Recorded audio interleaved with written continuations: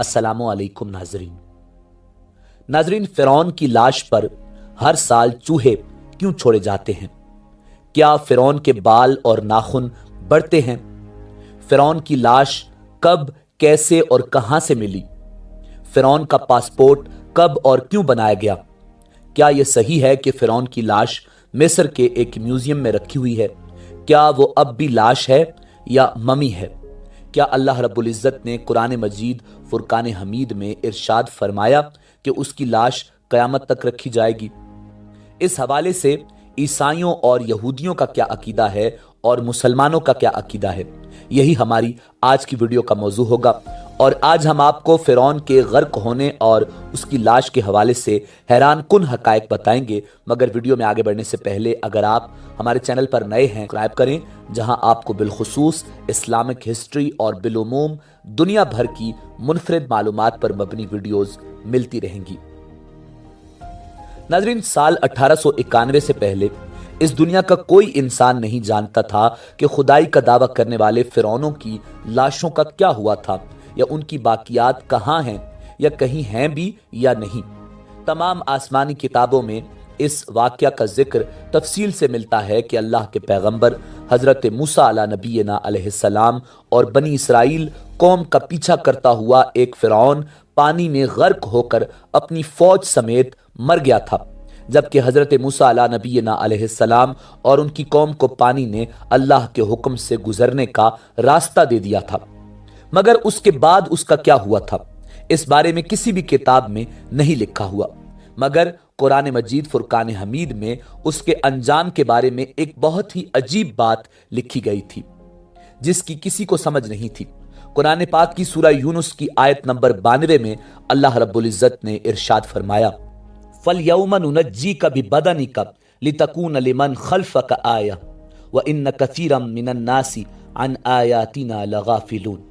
सो आज हम सिर्फ तेरी लाश को निजात देंगे ताकि तू उनके लिए निशान इबरत हो जो तेरे बाद हैं, और हकीकत यह है कि बहुत से आदमी हमारी निशानियों से गाफिल हैं। नाजरीन, ये वाकया आज से 3500 साल पहले पेश आया था। फिरौन के डूब कर मरने के बाद समंदर ने उसकी लाश को अल्लाह रब्बुल इज़्ज़त के हुक्म से बाहर फेंक दिया, जबकि बाकी लश्कर का कोई नामो निशान न मिला। मिस्रियों में से एक शख्स ने साहिल पर पड़ी फिरौन की लाश पहचान कर अहले दरबार को बताया। फिरौन की लाश को महल पहुंचाया गया। दरबारियों ने मसाले लगाकर उसे पूरी शान और एहतराम के साथ ताबूत में रखकर महफूज कर दिया। हुनूत करने के अमल के दौरान उनसे एक गलती हो गई थी। फिरौन क्योंकि समंदर में डूब कर मरा था और मरने के बाद कुछ अरसे तक पानी में रहने की वजह से उसके जिस्म पर समंदरी नमकियात की एक तय जमी रह गई थी। मिस्रियों ने उसकी लाश पर नमकियात की वो तय उसी तरह रहने दी और उसे उसी तरह हुनूत कर दिया। वक्त गुजरता रहा, जमीन व आसमान ने बहुत से इनकलाब देखे जिनकी गर्द के नीचे सब कुछ छुप गया। हत्ता के फिरौनों की हुनूत शुदा लाशें भी जमीन की तहों में गुम हो गईं। उनके नाम सिर्फ किताबों, उनकी तामीरात और लोगों के जहनों में रह गए। इस वाक़े के तकरीबन 2000 साल बाद इस दुनिया में अल्लाह के आखिरी नबी इमामुल अंबिया जनाबे मुहम्मदुर रसूलुल्लाह सल्लल्लाहु अलैहि वसल्लम तशरीफ लाए। उन पर नाजिल होने वाली आखिरी किताब कुरान मजीद फुरकान हमीद में फिरौनों के किस्से बड़ी तफसील के साथ बयान किए गए थे, और उसी सिलसिले में उस फिरौन का जिस्म महफूज करने की बाबत आयत भी नाजिल हुई थी, जिसकी सच्चाई पर सब अहले ईमान का पुख्ता यकीन तो था, मगर वो समझने से कासिर थे कि उस खुदाई का दावा करने वाले की लाश कहाँ महफूज की गई और कैसे उसे इबरत का निशान बनाया जाएगा। नाजरीन, साल 1871 में मिस्र के एक शहर अल-गोर्निया से ताल्लुक रखने वाले गरीब और मामूली चोर अहमद अब्दुल रसूल को फिरौनों की हुनूत शुदा लाशों की तरफ जाने वाले खुफिया रास्ते तक रसाई मिल गई। नाजरीन, अहमद अब्दुल रसूल नवादरात चोरी करके बेचा करता था।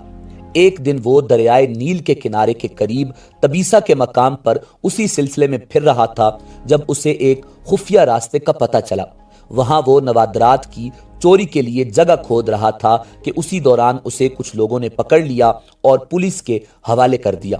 وہ جس جگہ کو کھود رہا تھا وہاں سے ملنے والے راستے کی جب مسلسل کھدائی کی گئی تو سال 1891 کو دوسری ممیوں کے ساتھ اسی غرق ہونے والے فرعون کی لاش بھی مل گئی۔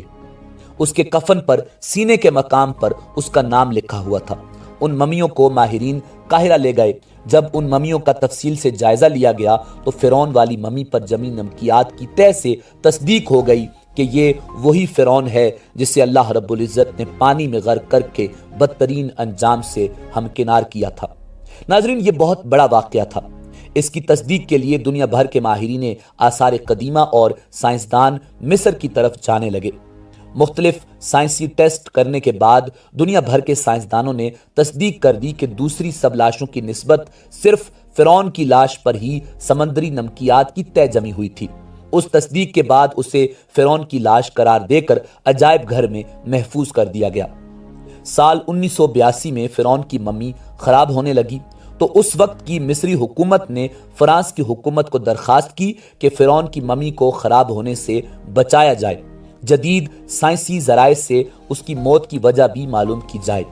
مصری اور فرانسیسی حکومت نے مل کر ممی کو فرانس لے جانے کا انتظام کیا اور اس سلسلے میں فرعون کی ممی کو فرانس لے جانے کے لیے فرعون کی ممی یعنی اس لاش کا پاسپورٹ بنایا گیا، کیونکہ فرانس کے اندر داخلے کے لیے اس وقت لاش کا بھی پاسپورٹ بنوانا ضروری تھا۔ زیر نظر تصویر میں آپ اس وقت کا بنایا ہوا فرعون کا پاسپورٹ دیکھ رہے ہیں۔ ناظرین، کہا جاتا ہے کہ جب فرعون کی لاش کو فرانس پہنچایا گیا تو ایئرپورٹ پر اس دور کے فرانسیسی صدر بذات خود حکومت کے اعلیٰ عہدیداروں، تمام وزراء اور فوج کے افسران کے ساتھ استقبال کے لیے موجود تھے۔ فرعون کی لاش کا استقبال کسی عظیم زندہ بادشاہ کی طرح کیا گیا۔ فوجی دستوں نے سلامی دی۔ فرعون کی ممی کو ماہر ڈاکٹروں کی ٹیم کے حوالے کیا گیا۔ اس ٹیم کی سربراہی ڈاکٹر مورس نے کی۔ مائکروسکوپ ٹیسٹوں کے ذریعے ممی کے تمام اعضاء کا باریک بینی سے جائزہ لیا گیا تو معلوم ہوا کہ اس کی لاش اور جسم میں سمندری ذرات ابھی تک موجود ہیں اور اس کا گوشت ہر روز تازہ ہوتا ہے اور بڑھتا ہے، اور موت کی وجہ بھی پانی میں ڈوبنے کی وجہ سے ہوئی تھی۔ ایک بادشاہ کی موت پانی میں ڈوبنے کی وجہ سے ہو، یہ ڈاکٹر مورس کے لیے حیران کن بات تھی۔ اس نے اس ممی کے بارے میں مزید جاننے کی کوشش کی تو اسے معلوم ہوا کہ اس بادشاہ کی موت کے حالات مسلمانوں کے نبی امام الانبیاء جناب محمد الرسول اللہ صلی اللہ علیہ وآلہ وسلم پر اترنے والی کتاب قرآن مجید فرقان حمید میں تفصیل سے درج ہیں۔ اسے علم تھا کہ جہاں سے یہ لاش ملی ہے وہ ایک اسلامی ملک ہے۔ تجسس کے ہاتھوں مجبور ہو کر وہ مصر پہنچا۔ وہ ایک سائنسدان تھا۔ اس نے اس معاملے میں مصر کے ایک سائنسدان سے ملاقات کی۔ اس سائنسدان نے قرآن پاک کھول کر اسے سورہ یونس کی آیات 90 تا 92 کا ترجمہ لفظ بلفظ سنایا۔ فرعون کا خدائی کا دعویٰ، اس کا پانی میں ڈوب کر مرنا اور پھر پانی سے نکال کر اس کی لاش کا حنوط ہو جانا اور پھر دوبارہ لاش کا ملنا اور پھر اس کی لاش کو جدید سائنسی دور میں دوبارہ محفوظ کیا جانا، سب کا اشارہ ایک جانب تھا اور بہت واضح تھا۔ ناظرین، یہ اللہ رب العزت کی شان، مقام اور مرتبہ ہے کہ اس نے فرعون جس نے خدائی کا دعویٰ کیا اور اس پروردگار عالم کے مقابلے میں آیا، اس کی لاش کو قیامت تک نشان عبرت بنا دیا۔ فرعون وہ واحد شخص ہے جس کی لاش پر گوشت تر و تازہ ہے، لگتا ہے ابھی کسی نے اس کو سلایا ہو۔ اس کے بال اور ناخن بڑھتے ہیں، بلکہ اس کی ناش پر گوشت بڑھتا ہے اور بڑھتا رہتا ہے۔ ہر سال 15 مارچ کو اسی میوزیم میں چوہے رکھے ہوئے ہیں جو اس کے اوپر چھوڑے جاتے ہیں اور وہ اس کا بڑا ہوا گوشت کھا جاتے ہیں اور پھر اس کی ڈریسنگ کی جاتی ہے اور اس کو دوبارہ شیشے میں رکھا جاتا ہے۔ ناظرین، فرعون کی لاش کے بال بالکل صحیح، آنکھیں، ہر چیز بالکل صحیح سلامت۔ وہ لگتا نہیں کہ یہ 3500 سال پرانی ممی ہے۔ ممی اور لاش میں فرق ہوتا ہے۔ ایسا لگتا ہے کہ یہ نئی اور تازہ لاش ہے۔ موسیٰ علیہ السلام اور ہمارے آقا کریم نبی آخر الزماں امام الانبیاء جناب محمد الرسول اللہ صلی اللہ علیہ وآلہ وسلم کے درمیان 2000 سال کا فرق ہے، میں تمہارے جسم کو نجات دوں گا اور لوگوں کو کہوں گا کہ دیکھو یہ انجام ہے خدائی کا دعویٰ کرنے کا۔ ایک دفعہ موسیٰ علیہ السلام نے پوچھا، اے پروردگار عالم، تو فرعون کو اتنی مہلت کیوں دیتا رہا؟ وہ تو کہتا تھا میں خدا ہوں۔ تو اللہ رب العزت نے ارشاد فرمایا، یہ کمبخت اپنی رعایا میں عدل کرتا تھا، اس لیے اس کو میں مہلت دیتا رہا، جب اس نے ظلم کیا تو پھر پکڑا۔ ناظرین، فرعون کی لاش کے حوالے سے عیسائیوں اور یہودیوں کا یہ عقیدہ ہے کہ فرعون پانی میں غرق ہو کر ہلاک نہیں ہوا تھا، بلکہ وہ اس وقت بچ گیا تھا اور بعد میں طبی موت مرا۔ اور قرآن مجید فرقان حمید کی آیات بینات کے مطابق مسلمانوں کا یہ عقیدہ ہے کہ فرعون کو اللہ رب العزت نے پانی میں غرق کر دیا تھا اور قیامت تک اس کی لاش کو نشان عبرت بنا دیا۔ ناظرین، فرعون کی ممی نہیں بلکہ لاش ہے۔ فرعون کی لاش ایسے محفوظ کر کے دنیا کے سامنے لا کر رکھ دی گئی کہ انٹرنیٹ کی ایک کلک پر، رسائل و جرائد پر، ٹی وی چینلز پر اور عجائب گھر میں اربوں انسانوں کی آنکھوں کے سامنے پچ کی قابل ترس حالت میں موجود ہے، عبرت کے لیے، سوچنے کے لیے کہ عبادت کے لائق اور ہمیشہ رہنے والا وہی ہے جو سب کا خالق اور رازق ہے۔ ڈاکٹر مورس نے آیات کا ترجمہ سنا تو اسی وقت پکار اٹھا، اللہ سچا ہے، قرآن سچا ہے، اور اللہ کا نبی امام الانبیاء جناب حضرت محمد مصطفیٰ صلی اللہ علیہ وآلہ وسلم سچا ہے۔